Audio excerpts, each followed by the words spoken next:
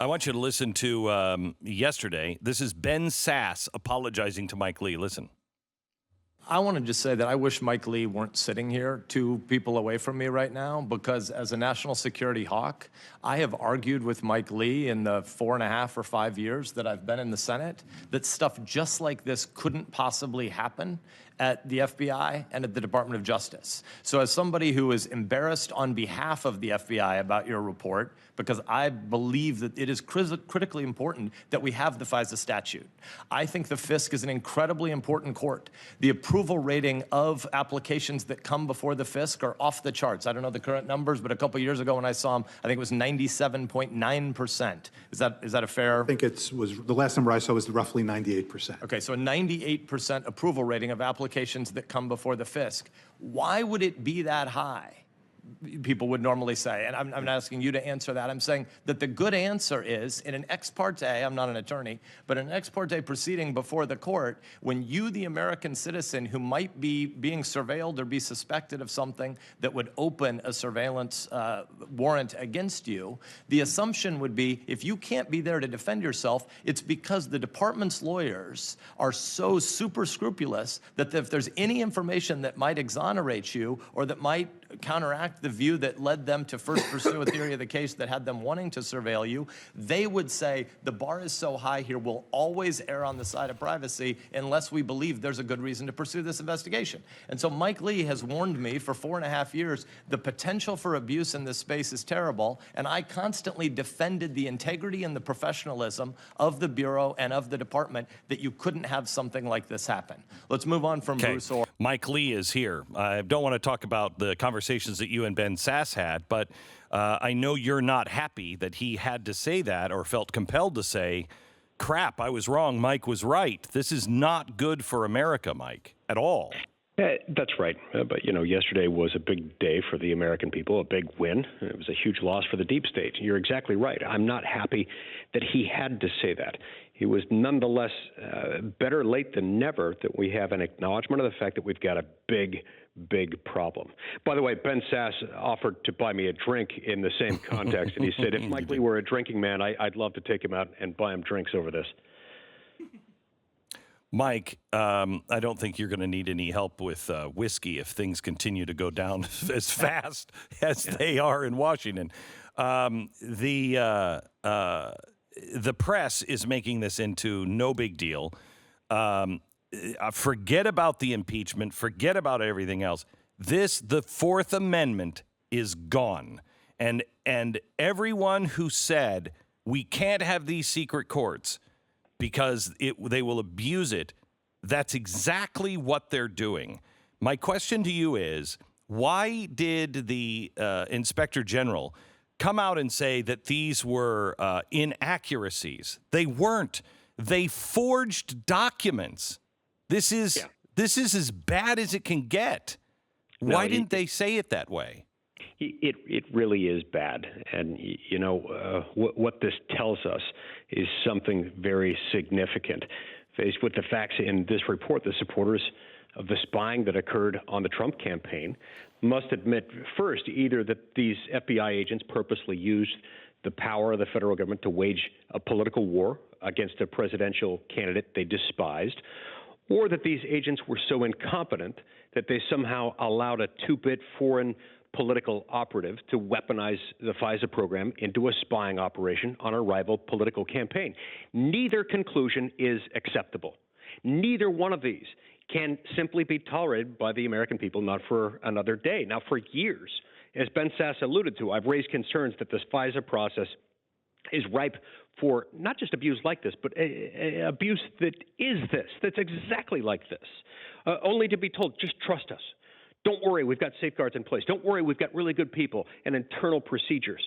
But the finding contained in the IG report really does prove my point, and they can't get around that. So, Mike, I personally think the entire FISA court should be closed until we know what's going on. And I know that's dangerous for the country, they will say, but this is more dangerous. If we don't get this right, as Ben said yesterday in his testimony, when this gets sophisticated, this was a shoddy attempt Russia was clunky, and when it gets sophisticated, we're all in real trouble as American citizens, all of us. If they'll do this to a case where they know they're going to be investigated, why don't we shut the FISA court down right now until we know?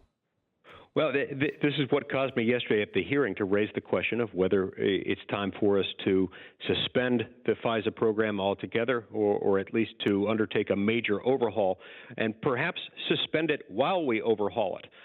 Look, those who argue the other side of this will always say, well, you've got to balance your privacy against your security. And if you give people too much privacy, if you focus too much on things like the Fourth Amendment, that pesky constitutional issue, then we will have diminished security. But you know what, Glenn? Our privacy is not at odds with our security. Our privacy is part of our security. We are not truly secure unless the Fourth Amendment is honored. We have sown into the seeds of our law. We've sown seeds into our law that will bring about the destruction of the Fourth Amendment if we allow this to continue. It already has. I mean, this is the destruction of the Fourth Amendment. This case, as you said, is not like what you warned might happen. It's exactly what you warned will happen, and it's exactly as everyone outlined. And it's even worse than that when you consider the fact that this was a presidential campaign. Yes. These guys knew they were up against a formidable foe. They put some of their best people up on it.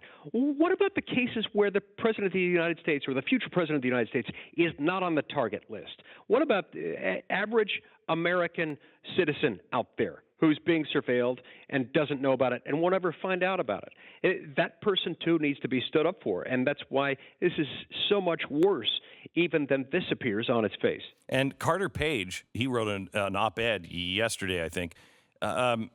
His life has been ruined. His name is ruined. He will forever be under suspicion in the minds of a lot of people as working with the Russians. And they forged documents to make a FISA court think that he might be. This is what happens when you stand up to the deep state.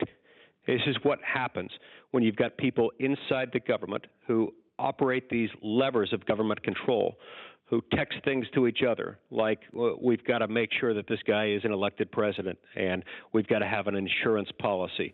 We can't take the risk that the American people would be so foolish as to elect someone we don't like. This is the sort of thing that happens. We've known that this was in human nature. Federalist 51 tells us that this sort of thing will happen. Madison meant it when he said if men were angels, they wouldn't need a government. If we had angels to run our government, we wouldn't need rules for government. But we're not angels. We don't have access to angels, and so we got to have rules. We have to stick by those rules. We have to enforce them, and our laws can't allow them to be circumvented. So, Mike, I heard this morning, and I keep hearing back and forth, I heard this morning that the Senate is now thinking that they're not going to call any witnesses. They're just going to move past and just present documents that will move this impeachment forward. Mike, if we are to save the republic, all of this must come out full light of day, and people must be held accountable for all of it, or we will have no trust in any justice system.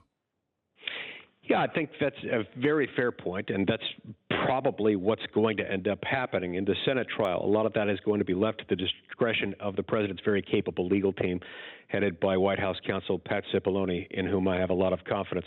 He's prepared to go to trial, if necessary, tomorrow. If the impeachment articles were to come over to us tomorrow, he'd be ready to go. I hear both sides. I hear that sometimes yesterday, I think it was the Trump legal team wanted a full open trial with lots of witnesses.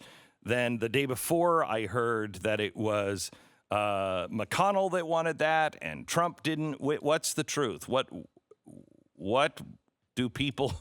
Which way are we headed? A full open trial that will really expose this? I want to be very careful that I not speak for anyone other than myself. Okay. I'll tell you from my vantage point, I can see some advantage in doing a full trial because they haven't had an opportunity to call the witnesses they'd like to call, to cross-examine the witnesses they'd like to cross-examine in the House of Representatives. And that could be helpful to inform the public and bring the public along. The White House counsel's office and the president's defense team will have to make a judgment call as we're going through the process about what to do, and we get to a situation where if they believe they've got 51 votes to end the proceedings, whether they pull that lever. I'm here to support them regardless of what they do, but there's a part of me that would very much like to see a full trial for the very reasons you're describing.